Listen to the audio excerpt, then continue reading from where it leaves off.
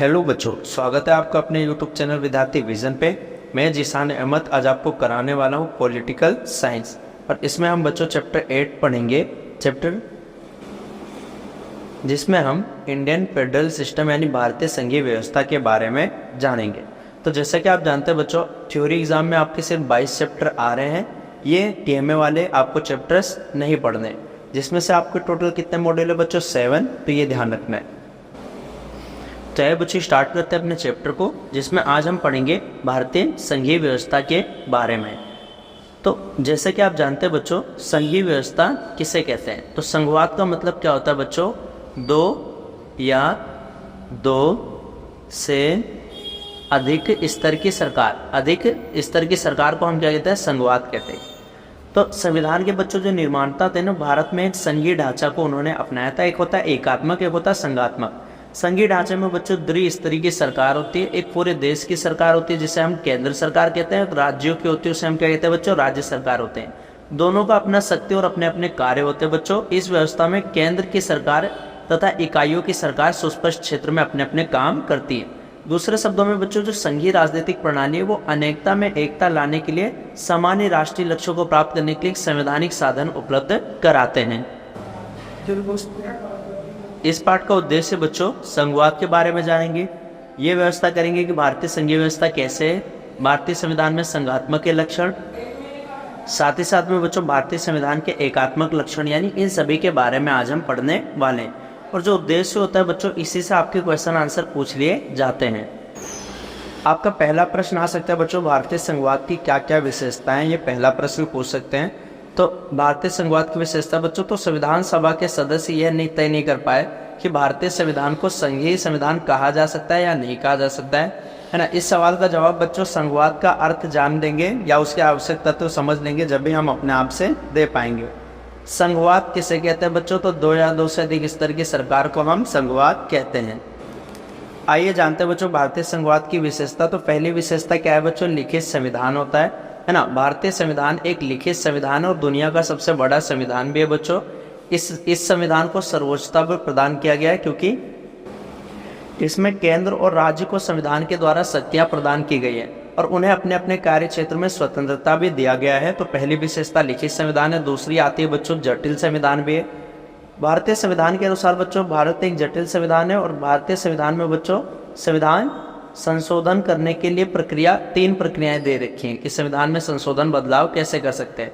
संशोधन बच्चों विशेष बहुमत पर भी होता है, सामान्य बहुमत पर भी होता है। इस प्रकार संशोधन संसद के दोनों सदनों के सदस्यों की संपूर्ण संख्या की अधिकतम सदस्यों की सहमति से उपस्थित 2/3 मतों के आधार पर होता है। यानी विशेष बहुमत से सदस्य क्या 2/3 बहुमत की आवश्यकता होती है संविधान में संशोधन करने के लिए। तो ये भी ध्यान रखना। पहली विशेषता लिखित संविधान, दूसरी जटिल संविधान है। तीसरा बच्चों संविधान में हमारे शक्तियों का बंटवारा है। शक्ति का बंटवारा कितनी? 3 सूची में कर रखा है, आपको ध्यान रखना है। पहली सूची का नाम क्या है बच्चों? संघ सूची। दूसरी का नाम है राज्य सूची, और तीसरी सूची का नाम है आपका बच्चों समवर्ती सूची। तो हमारे संविधान में शक्तियों का स्पष्ट विभाजन है केंद्र और राज्य सरकार के बीच में बच्चों, ताकि बिना बाधा पहुंचाए एक दूसरे की सीमाओं में का अतिक्रमण किए बिना, गतिविधियों में हस्तक्षेप किए बिना सुचारू रूप से अपनी विधायी शक्तियों का उपयोग कर सके, शासन करें। इसके लिए हमारे संविधान बच्चों 3 प्रकार की सूची का वर्णन है। केंद्र यानी संघ सूची, राज्य सूची और समवर्ती सूची। संघ सूची में बच्चों 97 विषय हैं जो कि राष्ट्रीय महत्व के विषय हैं। जैसे कि आप जानते हैं बच्चों रक्षा, रेलवे, डाक, तार, ये सारे विषय आते हैं। राज्य सूची में बच्चों पहले 66 थे, अब कितने हो गए? 61 हो गए राज्य सूची में, है ना। और इसमें राज्य सूची में क्या आता है बच्चों? जल, स्वास्थ्य, पुलिस, शिक्षा, ये राज्य सूची के विषय हैं। समवर्ती यानी जिस पर दोनों कानून बनाते हैं, तो इसमें बच्चों पहले 47 थे लेकिन अब बढ़कर 51 हो गए हैं। इसमें क्या आता है? बिजली, मजदूर संघ, आर्थिक सामाजिक योजनाएं, सारे इसी में आते हैं। तो शक्तियों का बंटवारा भी हमारे संघवाद की पहली विशेषता है। अगला आता है बच्चों आपकी न्यायपालिका की सर्वोच्चता। यानी संघवाद में क्या होता है? न्यायपालिका सुप्रीम होता है और स्वतंत्र न्यायपालिका होती है। संविधान की व्याख्या करने का अधिकार भी बच्चों किसके पास होता है? न्यायपालिका के पास। यदि केंद्र और राज्य सरकार के बीच में कोई संविधान से रिलेटेड कोई प्रावधान का उल्लंघन करता है, तो सर्वोच्च न्यायालय उसको असंवैधानिक भी घोषित कर सकता है। यानी अगर केंद्र और राज्य सरकारों के बीच में विधायी शक्ति, वित्तीय शक्ति को लेकर कोई झगड़ा होता है, तो सर्वोच्च न्यायालय यानी न्यायपालिका उसको क्या कर सकती है? सुलझा सकती है बच्चों। तो न्यायपालिका की सर्वोच्चता भी भारतीय संघवाद में है। उसके बाद बच्चों आता है आपका इसमें का पाठगत प्रश्न। तो संघ में शक्तियां किसके पास है? केंद्र के पास है। संघ के पास अपना देश संविधान होता है, तो एक लिखित संविधान संघ के पास होता है। अगले बच्चों, भारतीय संविधान में कितनी सूचियां? 3। संघ सूची, राज्य सूची और समवर्ती सूची। देश सूची में 66 विषय हैं, राज्य सूची में, समवर्ती सूची में कितने विषय हैं? 47। अगला आता है बच्चों आपका भारतीय संघ का स्वरूप कैसा है। पहले मैंने बताया था बच्चों आपको कि संघवाद किसे कहते हैं। संघवाद का मतलब होता है 2 या 2 से अधिक स्तर की प्रणाली, जिसमें एक सरकार पूरे देश के लिए होती है जिसे हम केंद्र सरकार कहते हैं, एक होती है राज्यों के लिए जिसे हम बच्चों राज्य सरकार कहते हैं। तो भारतीय संविधान एक संघीय संरचना की स्थापना करता है, इस तथ्य के बावजूद कि भारतीय संविधान को विशुद्ध रूप से संघीय श्रेणी में रखना कठिन होता है। संविधान के निर्माताओं ने बच्चों संघीय लक्षणों में परिवर्तन करके इसमें कुछ गैर संघीय विशेषताएं भी जोड़ दी हैं, जो कि इस प्रकार है। यानी हमारा संविधान बच्चों संघीय तो है, यानी संघात्मक तो है, लेकिन इसकी आत्मा बच्चों एकात्मक भी है। यानी संघात्मक के साथ साथ बच्चों हमारे संविधान में एकात्मक भी है। तो संविधान का अनुच्छेद 1 क्या कहता है बच्चों? कि भारत राज्यों का संघ है। यानी भारत क्या है? राज्यों का संघ है। इसमें 2 बातें कही गई हैं। पहली तो ये कि राज्यों के बीच आपसी समझौते का परिणाम ये नहीं है, और दूसरी ये कि राज्यों को केंद्र से अलग हो जाने या स्वतंत्र रूप से व्यवहार करने की छूट नहीं है। यानी राज्य सरकार बच्चों हमसे अलग नहीं हो सकते। जैसे भारत में 28 राज्य हैं, यदि पंजाब या और कोई राज्य हमसे अलग होना चाहे तो वो अलग नहीं हो सकता है। संघ एक समूह है क्योंकि इसे समाप्त नहीं किया जा सकता है और देश में एकता कायम करने के लिए बच्चों सहायक है। तो भारतीय संघवाद का स्वरूप यानी संघात्मक के साथ साथ एकात्मक लक्षण भी है। और अनुच्छेद 1 क्या कहता है बच्चों? भारत राज्यों का संघ है। तो राज्य के राज्यपालों की नियुक्ति भी बच्चों कौन करता है? केंद्र सरकार करता है, और उसकी अनुशंसा पर ही किया जाता है। राज्य प्रशासन को केंद्र अपने हाथों में ले सकता है। यानी हमारे वहाँ राज्य सरकार के ऊपर किसका नियंत्रण होता है? केंद्र का। जैसा कि आप जानते हैं बच्चों, राज्य का प्रमुख कौन होता है? राज्यपाल। और राज्यपाल की नियुक्ति केंद्र सरकार के माध्यम से की जाती है, और राज्यपाल केंद्र के एजेंट के रूप में भी बच्चों काम करता है। तो संघवाद की बच्चों सबसे पहली और आवश्यक मांग होती है कि संसद के ऊपरी सदन में राज्यों को समान प्रतिनिधित्व दिया जाए। जैसा कि आप जानते हैं बच्चों, संसद के कितने अंग हैं? 3। संसद के 3 अंग होते हैं, लोकसभा, राज्यसभा और राष्ट्रपति। लोकसभा को निम्न सदन और राज्यसभा को बच्चों उच्च सदन कहते हैं। संघवाद में क्या होता है कि ऊपरी सदन में राज्यों को समान प्रतिनिधित्व दिया जाता है, जैसे कि सीनेट। सीनेट कहाँ का है बच्चों? अमेरिका का। अमेरिका के सीनेट में सभी राज्यों को 2-2 प्रतिनिधित्व दिया गया है। लेकिन हमारे संविधान में इस प्रकार की बराबरी का प्रावधान बच्चों नहीं है। अमेरिका की सीनेट में बराबरी का प्रावधान है, ना ही राज्यसभा में इस प्रकार के प्रतिनिधित्व के लिए हमारे वहाँ सीटों का आरक्षण है। इसी क्रम में बच्चों सभी महत्वपूर्ण पद जैसे मुख्य चुनाव आयुक्त, महालेखा परीक्षक आदि की नियुक्तियां भी केंद्र सरकार करती है। यानी हमारे वहाँ राज्य से ज्यादा शक्तिशाली कौन है बच्चों? केंद्र सरकार है। वो राज्यपाल की नियुक्ति भी करती है और कई सारे महत्वपूर्ण पदाधिकारी की भी नियुक्ति करती है। हमारे वहाँ बच्चों दोहरी नागरिकता का प्रावधान नहीं है। भारत में एकहरी नागरिकता, यानी हम राज्य के और देश के नहीं है, हम सिर्फ भारतीय हैं। हम सब अलग अलग राज्यों के लिए अलग अलग संविधान भी नहीं है। राज्य सरकार संविधान में संशोधन करने का प्रस्ताव भी नहीं ला सकती। संविधान में संशोधन सिर्फ और सिर्फ केंद्र सरकार यानी संसद ही कर सकती है। इसी क्रम में बच्चों संघीय ढांचे को छेड़े बिना यहाँ एकरूपता तथा न्यूनतम साझा प्रशासनिक स्तर को बनाए रखने के लिए अखिल भारतीय सेवाएं हैं, जैसे IAS और IPS का गठन किया गया है, जो कि केंद्र सरकार के नियंत्रण में आते हैं। यानी अखिल भारतीय सेवाएं जो केंद्र पर आश्रित होते हैं। वित्तीय संकट के समय भी बच्चों राज्य को वित्तीय स्थिति केंद्र अपने नियंत्रण में कर लेती है। किसी राज्य में यदि किसी प्रकार की अशांति भी उत्पन्न हो जाती है तो बच्चों केंद्र सरकार को अधिकार है कि राज्य में क्या है, केंद्रीय पुलिस बल को तैनात करे और वहां पे राज्य शासन को अपने नियंत्रण में ले ले। संसद को भी अधिकार प्राप्त है कि वह राज्य का क्षेत्र को बढ़ा भी सकता है और छोटा भी कर सकता है। यहाँ तक कि बच्चों राज्यों का नाम भी परिवर्तन कर सकता है। तो देखा आपने, हमारे वहाँ केंद्र की अपेक्षा ज्यादा शक्तिशाली, राज्य की अपेक्षा ज्यादा शक्तिशाली केंद्र है। संघीय सिद्धांत में बच्चों दोहरी न्यायपालिका की व्यवस्था होती है, लेकिन इसके विपरीत भारत में बच्चों क्या है, एकहरी नागरिकता भी और न्यायपालिका भी एकल नागरिक न्यायपालिका है। पिरामिड की तरह बच्चों सबसे ऊपर सुप्रीम कोर्ट है, उसके बाद हाई कोर्ट है और नीचे क्या है, डिस्ट्रिक्ट कोर्ट है। संविधान में केंद्रीय सूची के अंतर्गत सभी महत्वपूर्ण विषय शामिल करके केंद्र सरकार को ज्यादा शक्तिशाली दिया गया है, क्योंकि संघ सूची में ज्यादातर विषय आते हैं, इसमें 97 विषय हैं यानी 100 है। राज्य सूची पे राज्य सरकार कानून बनाएगी, समवर्ती पे दोनों। उपरोक्त चर्चा के बाद अब हम स्पष्ट हो जाता है कि राज्यों की शक्तियों को कम करते हुए शक्तियों को झुकाव केंद्र सरकार के पक्ष में है, तो राज्यों को केंद्र के निकट सहयोग करके ही चलना पड़ता है, यानी राज्य सरकार अलग से शासन नहीं कर सकती। इस प्रकार इन बातों के विवाद से बल मिलता है। भारतीय संविधान अपने स्वरूप में तो संघात्मक है, लेकिन इसकी आत्मा कैसी है बच्चों? एकात्मक है, और इसीलिए संविधान के विशेषज्ञों ने इसे अर्धसंघीय कहा है। कैसा कहा है बच्चों? अर्धसंघीय। कि भारतीय संविधान कैसा है? अर्धसंघीय, यानी इसका स्वरूप तो कैसा है? संघात्मक है, लेकिन इसकी आत्मा कैसी है बच्चों? एकात्मक है। इसीलिए इस भारतीय संविधान को अर्धसंघीय भी कहा जा सकता है। तो उम्मीद करता हूं बच्चों आपको भारत का संघ का स्वरूप, एकहरी नागरिकता, ये सब समझ में आ गया होगा। बच्चों इससे रिलेटेड पार्ट का जो प्रश्न 8.2 है आपको वो देखते हैं कि कौन देश को किसी भी राज्य के क्षेत्र में परिवर्तन करने का अधिकार है? तो संसद है बच्चों, अनुच्छेद 3 के अंतर्गत सीमाओं को परिवर्तित कर सकती है। अखिल भारतीय सेवाओं पर नियंत्रण केंद्र सरकार का होता है, यानी आईएएस और आईपीएस, इन सब पे नियंत्रण केंद्र का होता है। संघ में यह आवश्यक विधान होता है कि संसद के ऊपरी सदन में समान प्रतिनिधित्व होता है, लेकिन भारत में क्या है बच्चों? असमान है, यानी हमारे वहाँ राज्यसभा में असमान प्रतिनिधित्व है। अगला है बच्चों आपका केंद्र और राज्य संबंध। तो केंद्र और राज्य संबंध में बच्चों हम 3 प्रकार के संबंध जानेंगे। पहला हम पढ़ेंगे बच्चों कि उनके बीच में विधायी संबंध कैसा है। दूसरा हम पढ़ेंगे बच्चों केंद्र और राज्य के बीच में प्रशासनिक संबंध कैसा है। तीसरा प्रकार है बच्चों कि उनके बीच में वित्तीय संबंध किस प्रकार से। तो केंद्र और राज्य संबंध के अंतर्गत बच्चों हम इस बात पर पहले ही चर्चा कर चुके हैं कि भारतीय संविधान एक संघात्मक ढांचे का निर्माण करता है। केंद्र और राज्य दोनों का निर्माण संविधान के द्वारा होता है, और दोनों ही अपनी शक्तियों को इसी संविधान से प्राप्त करते हैं, यानी दोनों के पास जो शक्ति है वो संविधान ही देता है। तो भारत एक तो संघ है, किंतु इसमें पूरक एकात्मकता के लक्षण भी मौजूद हैं, जैसा कि मैंने अभी ऊपर बताया था। संविधान के भाग 11 और 12 में विधायी, प्रशासनिक, वित्तीय आधार पर केंद्र और राज्य के बीच संबंध के बारे में बताया गया है। यानी संविधान के कौन से भाग 11 और भाग 12 में केंद्र और राज्य के संबंध जो कि विधायी, वित्तीय और प्रशासनिक के बारे में बताया गया। हम यहाँ पे बच्चों पहला केंद्र और राज्य के बीच में विधायी संबंध के बारे में जानेंगे। तो इसके लिए बच्चों मैंने आपको पहले ही समझा दिया था कि 3 सूची हैं। पहले का नाम संघ सूची, दूसरे का नाम राज्य सूची और तीसरे का नाम है समवर्ती सूची। संघ सूची पे केंद्र सरकार कानून बनाती है, राज्य पे राज्य सरकार, समवर्ती पे दोनों कानून बनाते हैं। जो इन तीनों विषय में नहीं होते वो अवशिष्ट सूची के अंतर्गत आते हैं।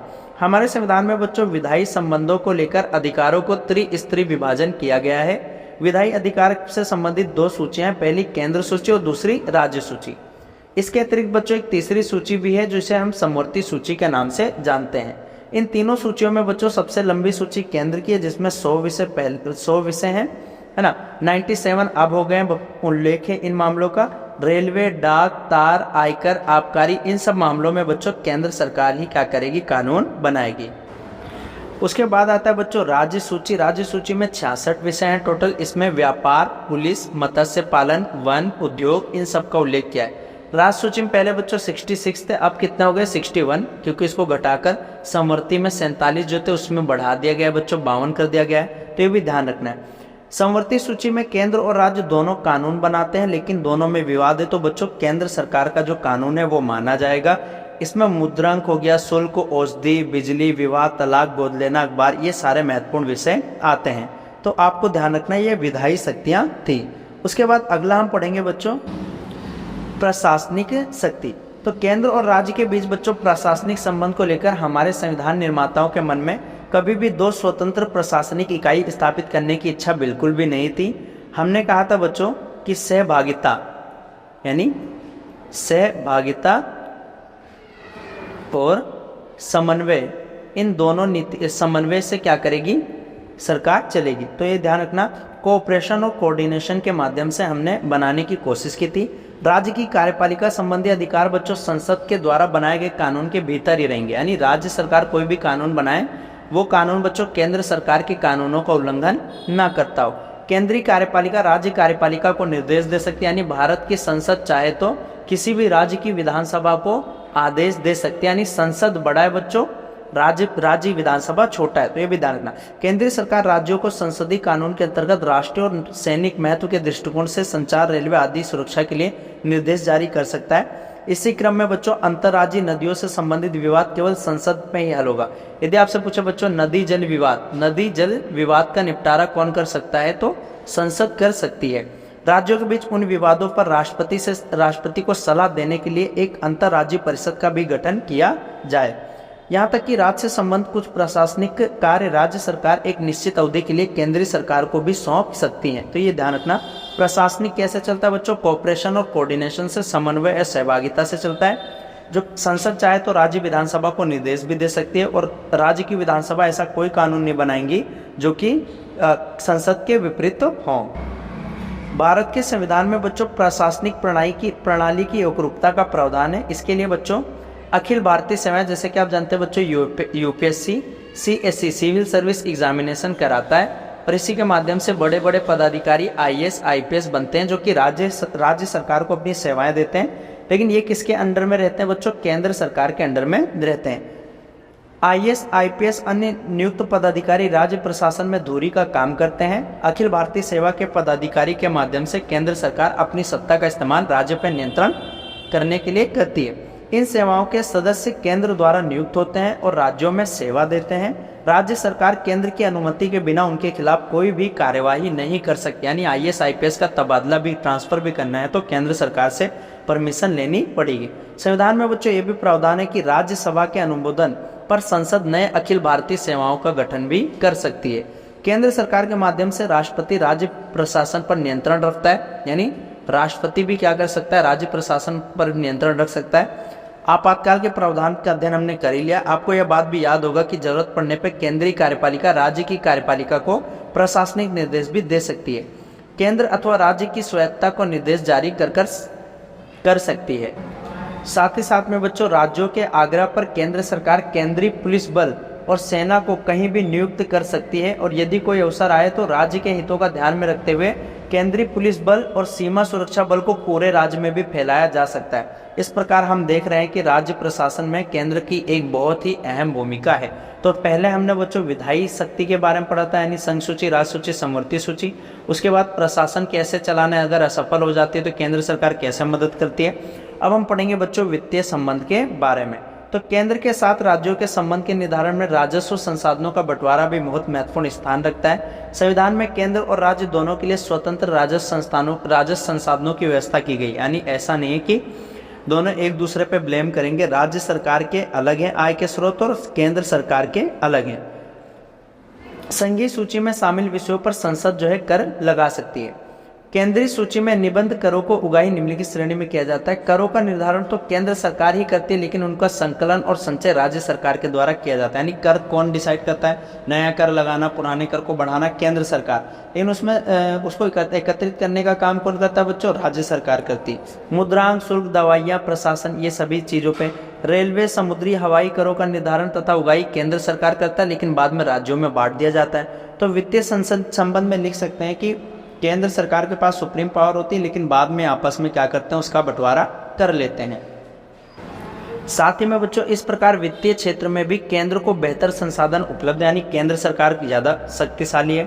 केंद्र राज्य के वित्तीय संसाधनों पर भी अपना नियंत्रण रखता है, और राज्य की विकास योजनाओं का लेखा जोखा आकलन भी अपने आधार पर वो करता रहता है, यानी अपनी मनमानी चलाता है। सामान्य विशेष दोनों प्रकार की स्थितियों में वह राज्यों को वित्तीय सहायता भी दे सकता है। वे राज्यों को कुछ खर्चों पर प्रतिबंध भी लगा सकता है। यानी केंद्र सरकार वित्तीय उसमें भी पावरफुल है। राज्य की योजनाओं का निर्धारण केंद्र की प्राथमिकताओं के अनुरूप ही होगी, यानी केंद्र के अनुसार ही चलेगी। और इसके लिए बच्चों योजना आयोग की एक अहम भूमिका थी। यानी योजना आयोग की सहमति से ही होता था। आज तो बच्चों योजना आयोग की जगह क्या चीज़ है? नीति आयोग आ गया है आपके। योजना आयोग ने अति केंद्रित नियोजन की व्यवस्था बना दी गई थी। यानी केंद्र सरकार के पक्ष में ही राज्य के पास अगुवाई का कोई माध्यम नहीं था, और केंद्रीय रूप से निर्धारित योजनाएं व्यवहारिक रूप से बगैर उनकी स्थिति समझे उनके ऊपर थोप दिया जाता था। तो ऐसा होता था बच्चों, यानी केंद्र सरकार के पास वित्तीय संसाधन अधिक होता है। केंद्र सरकार चाहे तो राज्य सरकारों को मदद भी प्रोवाइड करा सकती है। इससे रिलेटेड बच्चों महत्वपूर्ण प्रश्न है कि केंद्रीय सूची में कितने विषय सम्मिलित थे? 97 बच्चों। पहले कितने थे? 100 थे। डाक और तार किसके उसमें आते हैं? तो संघ सूची में आते हैं। रेलवे भी। राष्ट्रपति शासन लागू होने पर राज्य सूची में विषय पर कानून कौन बनाएगा? संसद बनाएगी बच्चों। वाणिज्य और व्यापार किसका विषय है? राज्य का विषय है, तो ये ध्यान रखना। और मोस्ट इंपोर्टेंट क्वेश्चन है बच्चों कि केंद्र और राज्य के बीच में संबंध के बारे में आपसे पूछ लेगा। अंतिम टॉपिक है बच्चों आपका कि राज्यों को अधिक स्वायत्तता की मांग। यानी स्वायत्तता मतलब कि राज्य केंद्र से स्वायत्तता यानी स्वतंत्रता चाहते हैं, यानी वो ज़्यादा वित्तीय संसाधन चाहते हैं, ज़्यादा स्वतंत्र होना चाहते हैं। तो भारतीय संविधान के निर्माता देश की एकता और अखंडता के प्रति सजग थे बच्चों। उन्हें देश की एकता और अखंडता को तोड़ने वाली शक्तियों की भी जानकारी अच्छे से थी। स्वतंत्रता के टाइम पे क्या था, हमने सोचा कि एक केंद्र शक्तिशाली बनाएंगे, ऐसे शक्तिशाली केंद्र बनाएंगे ताकि जो ऐसे खतरों का सामना कर सके, क्योंकि उनको पता था बच्चों कि कुछ विघटनकारी प्रवृत्ति क्या करेंगे, एकता को तोड़ने की कोशिश करेंगे। अतः संविधान निर्माताओं ने केंद्र को प्रभावशाली भूमिका निर्धारित करने के लिए उसको अधिक शक्तियां दे दी, क्योंकि भारत बच्चों आज़ाद होते ही क्या हुआ था, देश का विभाजन हो गया था, भारत और पाकिस्तान, है ना। तो इसी तरह अलग से आगे कुछ विघटनकारी प्रवृत्ति ना आ जाए, इसलिए भारत ने केंद्र सरकार को ज़्यादा शक्तिशाली बनाया। पिछले 5 दशक में भारतीय संघ के द्वारा किए गए कार्यों से स्पष्ट है कि बच्चों की केंद्र और राज्य के बीच तो संबंध जो है बच्चों हमेशा हार्दिक नहीं रहे हैं। भारत सरकार ने केंद्र और राज्य संबंध को सुचारू रूप से चलाने के लिए समय समय पर बच्चों कई सारे प्रशासनिक सुधार आयोग हो गया या अन्य आयोग बनाए हैं। केंद्र और राज्य संबंधों में सुधार के रास्ते सुझाने के लिए एक आयोग था जिसका नाम क्या था बच्चों? सरकारिया आयोग। यानी सरकारिया आयोग का भी गठन किया गया था, सरकारिया आयोग। और सरकारी आयोग का गठन केंद्र और राज्य संबंध को सुधारने के लिए किया गया था। इसमें बच्चों मेन कोशिश जो आपको जानने के लिए करना है कि सरकारी आयोग की जो सिफारिशें थी प्रशासनिक, विधायी और वित्तीय संबंधों की महत्व के बारे में पता चलता है। इसने संविधान की मौलिक संरचनाओं में परिवर्तन की कभी भी सलाह नहीं दी। यानी इसने कहा था यार संविधान तो सही है, संविधान ने सही प्रावधान कर रखा है, इसके अनुसार संघात्मक होना अधिक अच्छी बात व्यवस्था है बजाय कि दृढ़ संस्थानिक परिकल्पना। आयोग ने स्थायी अंतर्राज्य परिषद की स्थापना पर भी जोर दिया था कि एक अंतर्राज्यीय परिषद बनाना चाहिए, संघवाद होना चाहिए। इसके अतिरिक्त इसने इस बात पर भी बल दिया कि केंद्र और राज्य दोनों को जो पिछड़े इलाके ना बच्चों, जो अति पिछड़े इलाके वहाँ पे विकास करना चाहिए, वहाँ के विकास के प्रति सजग रहना चाहिए, है ना। इसे एक सुव्यवस्थित प्रकार से किया जाए तो अलगाववादी शक्तियाँ क्या होती हैं, अपने आप से खत्म हो जाएंगी। आपसी सलाह मशवरे के द्वारा संघ और राज्य अपने अंतरों को समाप्त करने की कोशिश करें और राज्य के द्वारा अधिक वित्तीय सहायता की मांग को जो आयोग ने क्या किया था, उचित ठहराया था कि भाई हाँ राज्यों को भी अधिक वित्तीय सहायता की मांग करने का अधिकार है।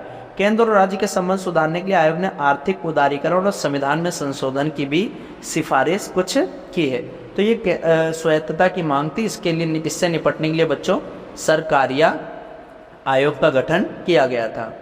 कुछ महत्वपूर्ण प्रश्न बच्चों, संविधान संशोधन की प्रक्रिया की पहल केंद्र सरकार ही कर सकती है, राज्य नहीं कर सकती।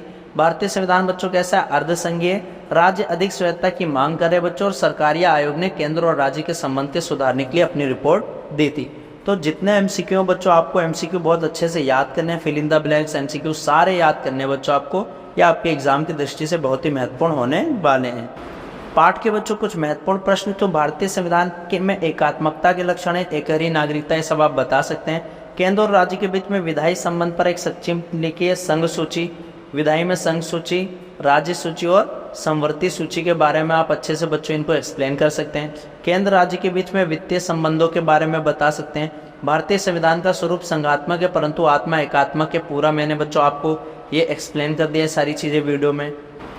तो ये था बच्चों आपका चैप्टर। अब आप पूछेंगे बच्चों कि इसमें मोस्ट इंपॉर्टेंट क्वेश्चन क्या है, तो बच्चों जो आपके पॉइंट्स हैं ना उन्हीं को समझ लो, वही आपके क्वेश्चन बनकर आते हैं। तो जैसा कि आप जानते हैं इस बार क्या है कि NIOS ने क्या क्या अपना सिलेबस चेंज कर दिया, तो पास होना बच्चों आसान भी और कठिन भी, लेकिन आपको क्या करना है 100% मार्क्स लाने ना। पॉलिटी में अब की बार 90 पार करना है, इसलिए आपको एक एक लाइन पढ़ने ही पड़ेंगे। मिलेंगे बच्चों अगले वीडियो में, तब तक उम्मीद करता हूँ आपने सारी वीडियो एक एक कर देख लिए बच्चों। आपको करना कुछ नहीं है, बस लीड लगाओ कान में, आराम से सुनते जाओ। नोट्स बनाने का टाइम है तो नोट्स बना लो आपको बस कैसे भी कर इस बार NIOS में 12th क्लास में अच्छे नंबरों से पास होना है। मिलेंगे बच्चों अगले वीडियो में, तब तक के लिए जय हिंद बच्चों।